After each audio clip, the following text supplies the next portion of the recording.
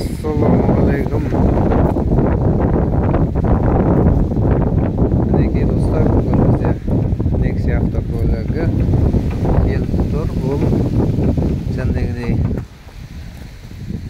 скоростқа дұрыс түспейді. 1, 2 общем, задний деген скоросттар жоқ бұда.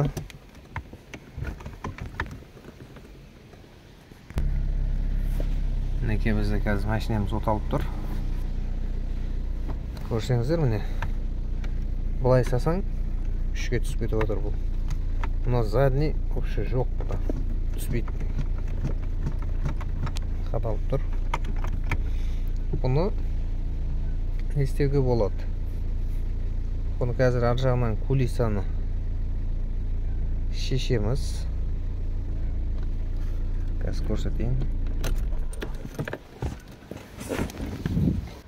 Алсатайын.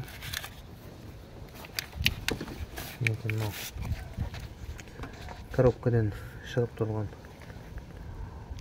Қымылдач скоростын.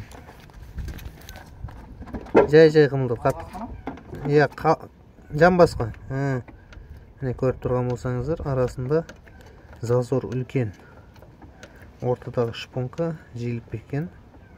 Қазір сол шпонкасын алып көрсетемін сіздерге.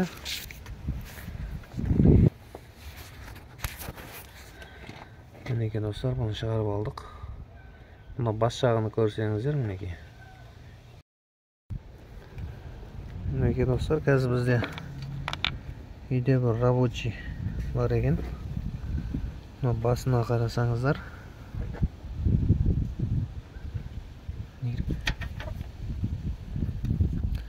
Мінекей мұнаның басы жиіліп кеткен, жіңішке болып.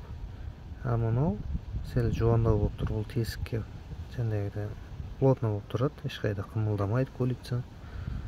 Судан скоростқа жақсы түседі, какой-то бір миллиметр болса да разница береді. Қазір мұнаны рабочийді салып көретін боламыз.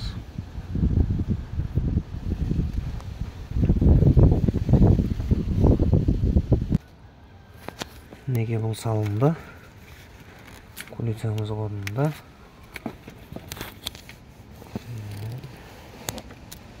Неге салынды? Сәл қымылдатып көршін, бүйтіп балтат ете ме жоқ па?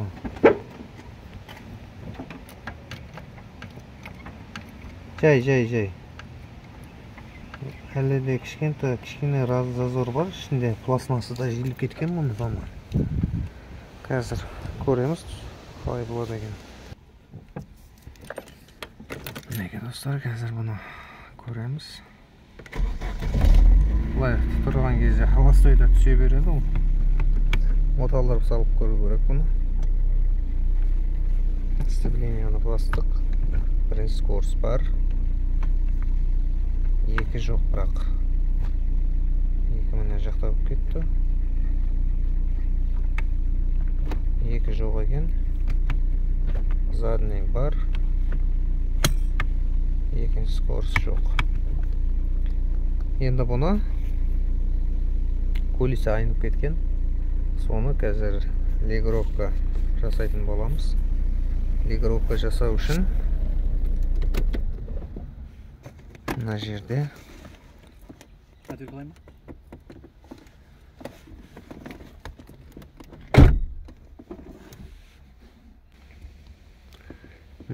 мынау кулицаның өзінде и мына жақта бір тесік бар.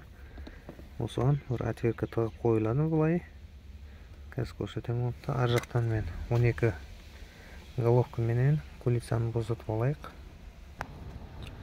Мінекей достар, бұны жәндегі шпонкамызды шығарып алып тастаймыз оны.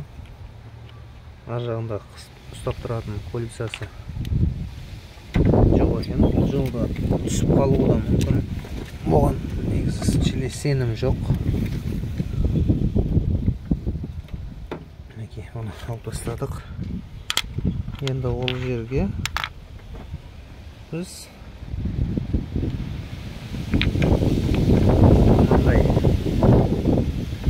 гайка болты менен қоятын боламыз. Осыны былайынан тігінен салсаңыздар, кулисаға тігінен салып астынан гайка қатырып қойсақ өте әдемі болады негізі. Қазір саламыз оны.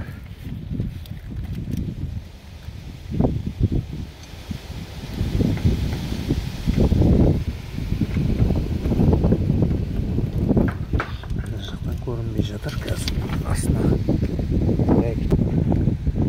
Мінекей осындайды 10 гайка болды. Осы жерге қатырсақ ешқайда қимылдамайды, надежный. Неге легровкасына да әдемі шығады. Қазір біз қатырып қойдық орнына.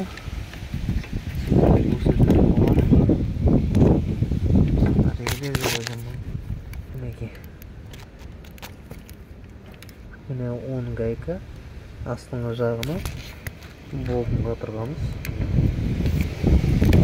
Енді бұны легровка жасаймыз. Легровка жасау үшін мына жерде кулисаның мінекей достар, ол жерге мынандай күліш саламыз жоғарысынан. Мінекей достар, бұны кулисаны босатамыз. Босаттық бұны. Енді бұған бұларда өзінде бар ма, әлде бірдеңе тұқамыз деген. Мінекей бұның өзінде бар екен. Мынау көріп тұрған болсаңыздар, пружинасымен отырған нені. Осыны итеріп қоямыз. Оны итеру үшін мына жақтан мына кулисаны солға қарай, өзімізге қарай мына кулисаны өзімізге қарай бүйтіп тартамыз. Осылай өзімізге қарай тартсақ, сосын мына тұрған пластмасты осыны итерсек ішке қарай, ол как заклевка сияқты болып кіріп тұрады.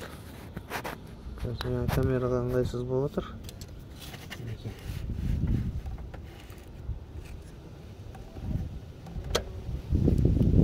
Көрген болсаңыздар, ол ілінді. Ол енді ешқайда жібермейді. Басылды. Енді іштен легровка жасаймыз. Мендегі анау.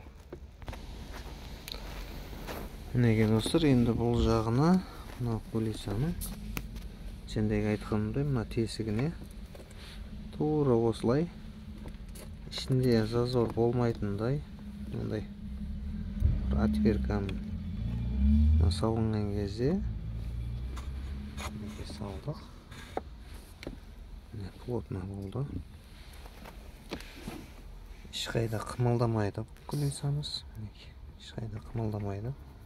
Жанына или ар жаққа, бер жаққа ешқайда қымылдамау керек. Тура осы күйі, тұрған күйінде ар жақтан жаңағы босатқан 12 головкамызда қатайтатын боламыз. Мінекей осыны бұраймыз. Мына жағы орында тұр. Осыны жақсылап қысамыз.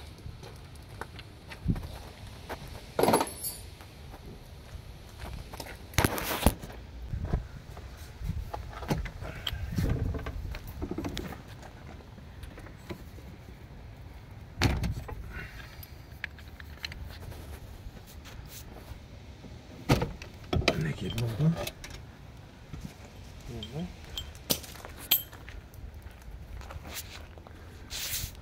Şimdi салып көрейік. Шығарып аламыз.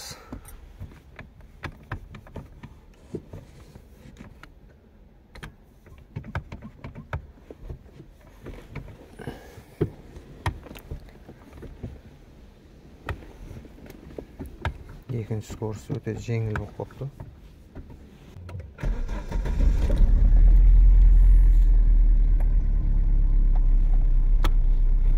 Бір, екі. Өте жеңіл болып тұр. Екіде. Біргеде.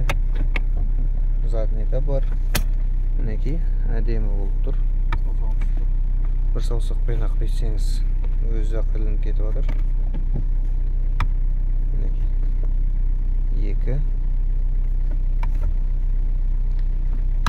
1 3 4 бұл жақта 5 бәрі түсіп тұр. Задниемізі түсіп тұр. Мінекей осылай кулисаны аллегровка жасап алсаңыздар болады. Каналға лайк басып, комментарий жазып, тіркеліп кетуді ұмытпаңыздар. Рахмет, сау болыңыздар.